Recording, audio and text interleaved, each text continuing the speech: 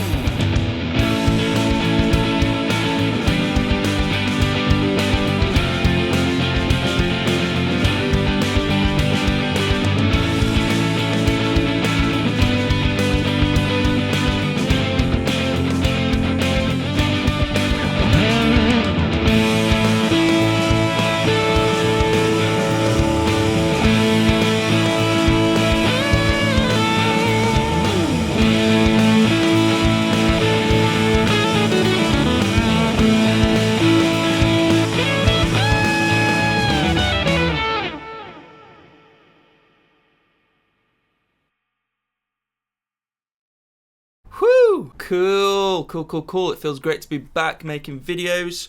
Hopefully you enjoyed the little song at the start of the video. That's something I'm going to start rolling out with my demos. I've got a lot of ideas floating around and a few recurring riffs and motifs that you probably hear in the demos. And why not flesh them out into a bit more of a song, a bit more of a jingle, a big jingle. Let's talk about the Fender Player Series Mustang. They've introduced a couple new guitars into their Player Series range of guitars, their Mexican range of guitars, the Mustang and the Duosonic. They've released it as the offsets, a new collection of offsets, even though the Duosonic isn't an offset, but the Mustang most definitely is an offset guitar, and boy does this thing look great. I have the Sonic Blue version here, which comes with the maple fretboard. There is, let's get the other colours up, a Fire Mist Gold, which comes in with a Pau Ferro fretboard, which looks sweet, and also a Sienna Sunburst, which is a black scratch plate and maple fretboard, which also looks great. I will say at this point that this video is sponsored by Fender, however they've not told me to say anything in particular. They just want me to share my thoughts with you guys, share some tones, so we're all good there. So if my history is correct, Fender introduced the Mustang body shape in the early 60s as almost like a student beginner guitar. It was essentially going for basically a cheap Strat sort of thing. So we have similar sort of single coils to a Strat, even though we just have two. When it was originally released, it had a 22-inch scale length, so super small, really going for that student market. Since then it has been elongated to a 24-inch scale length, which this one is, so it's still a short scale length, shorter than a Gibson even, but it's super comfortable to play. Because of this short scale length and the slightly smaller body, this is such a great guitar just to pick up and play. That original 60s Mustang and pretty much every model of the Mustang that came out after it had a few features that this one is missing, I suppose. Most of them come with some sort of whammy bar and also some different pickup switching options here as well. They've stripped it down for the Player Series, and personally I think it benefits from it. I don't think I'd like this guitar as much if it had all the classic sort of whammy bar, the switching. I love that they've gone bare bones with this thing, and yeah, it's just, like I said, it's a rock machine. Maybe it's lost some of that Mustang DNA in the process, but personally it's all the better for it.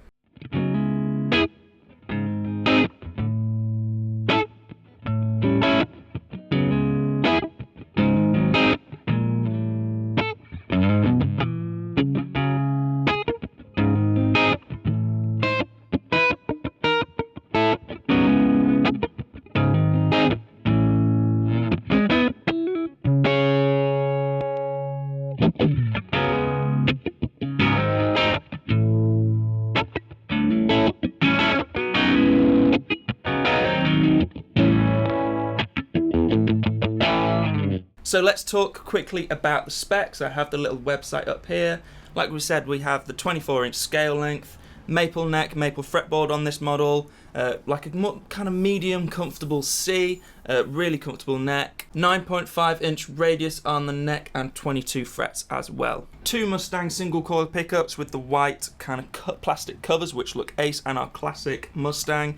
They're kind of stratty. Like I said, this was originally sort of going for a cheap Strat vibe, so they are kind of stratty, but because of the shorter scale length, it does sound quite a bit different. 6 saddle string through body, so it's like a hardtail Strat bridge, and this thing rocks. I love that it's strung through. It adds a bit more tension to the scale length. It just really makes the guitar resonate a bit more. Personally, that string through body really makes this guitar for me. Master tone, master volume, and a 3 pickup selector switch for really simple tones. It's an older body painted in a gloss polyester finish, which I have to say is flawless. Even underneath my powerful lights, I cannot see any flaws in the paint at all. Another thing which is a real plus for me as well is that the back of the neck is a satin feel.